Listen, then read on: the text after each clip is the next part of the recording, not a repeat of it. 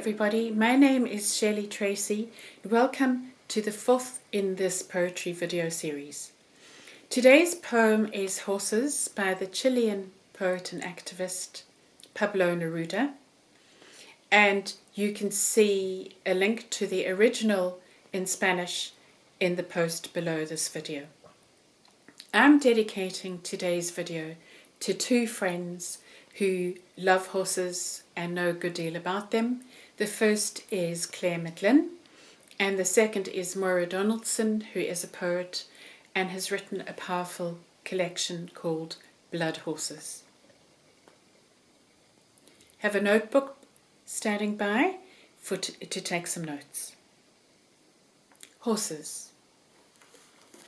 And I'm reading from this anthology, Being Alive, which has really powerful poems in it, which you might enjoy.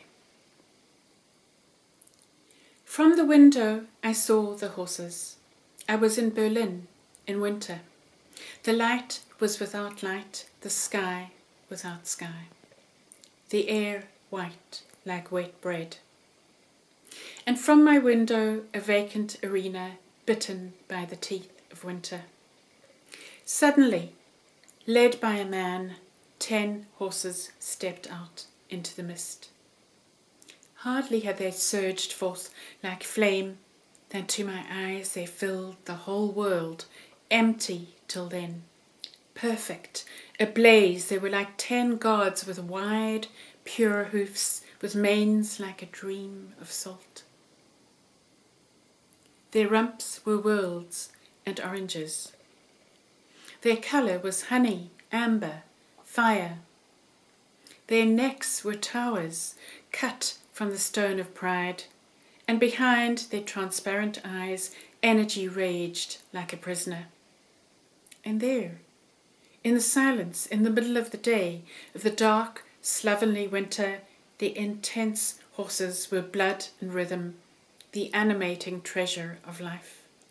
I looked, and was reborn. Without knowing it, there was the fountain, the dance of gold, the sky, the fire that revived in beauty. I've forgotten that dark Berlin winter. I will not forget the light of the horses. And now I suggest that you stop the video and rewind to listen to the poem again. And this time pay attention to the colours, the contrasts, the poet's feeling towards the horses. And when you've done that, we are going to read the poem together. And the reason for this is reading the poem aloud allows you to experience the sounds of the poem, the rhythms, to connect with the language, and also to identify with the emotions that the poet is evoking. So I'm going to read a set of lines at a time, and you're going to repeat the words in the spaces, and then I'm going to comment on those lines before I go on to the next set. So we're going to start off with the first part, which has to do with the winter before the arrival of the horses. And this time we're thinking about the dullness, the quiet, the stillness, the lack of colour, because when the horses arrive, there is a great contrast. From the window I saw the horses.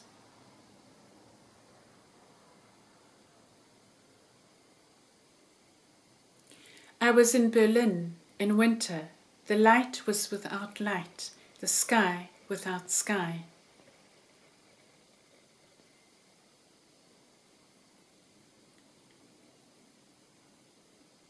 The air white like wet bread.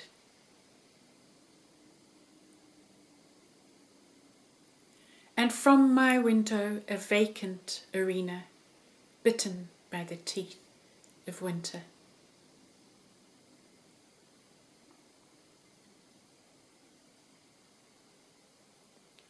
So now maybe have your notebook handy, and you could be making comments about the dullness, the stillness, and preparing yourself to think about what might appear in your own poem through the mist and the cold.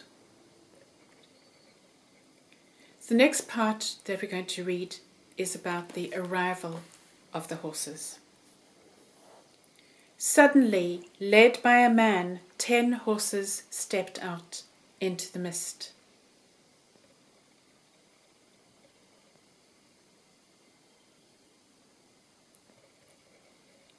Think about, why 10 horses? Why not just 1 or 2? What impact do you think that might have had?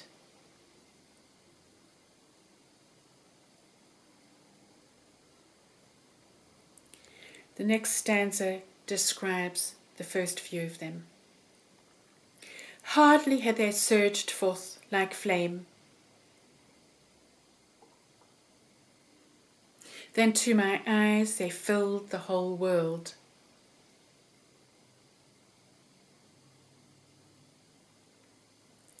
Empty till then, perfect, ablaze. They were like 10 gods with wide, pure hoofs.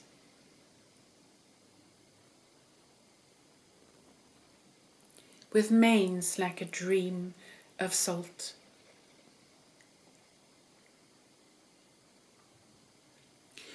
Think about the images of fire and energy conveyed in the arrival of the horses. This sense of warmth and the contrast with the cold. So now let's look at what the poet says about the horses in detail. Their rumps were worlds and oranges.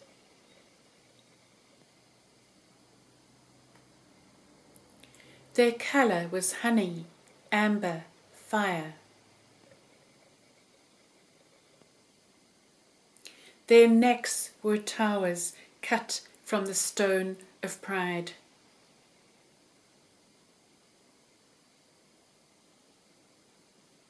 And behind their transparent eyes, energy raged like a prisoner.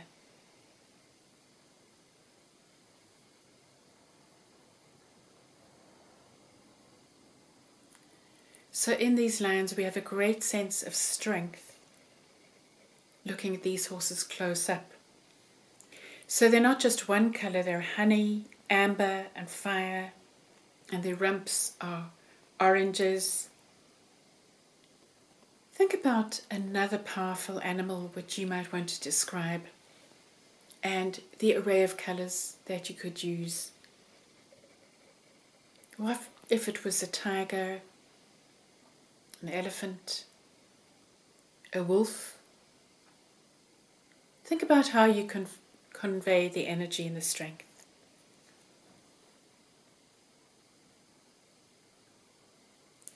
And then let's go to the next part of the poem, which describes the impact of the horses on the silence in the winter.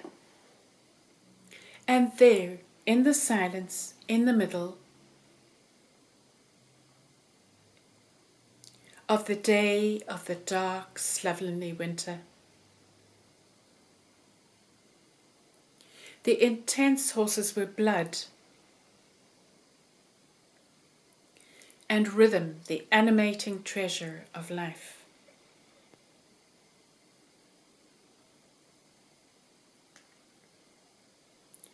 So we've got this lazy winter. The word slovenly is quite hard to say. It's quite sluggish. And in contrast we have the intense horses.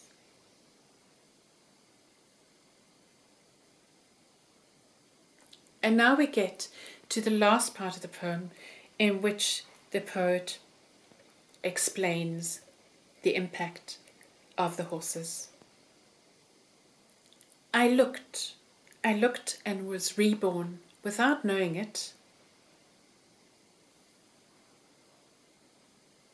There was the fountain, the dance of gold, the sky.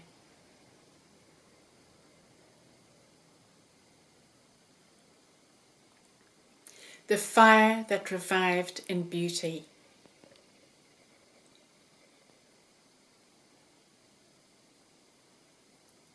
I have forgotten that dark Berlin winter.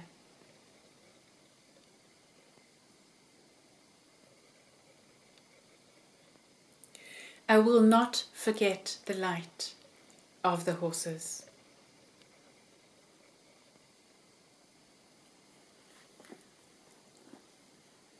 So, I'd like you to imagine a vision, a sight which could really inspire and uplift you in a time of coldness, isolation, perhaps physical or perhaps metaphorical. And think about how you could use this poem to write your own. And here are just a couple of ideas. You could start with a line from the beginning, from the window I saw, and write from there. Or you could take the very last line of the poem, I will not forget, and then see what comes after that. So I hope that whatever you write enables you to connect with your imagination and to uplift you.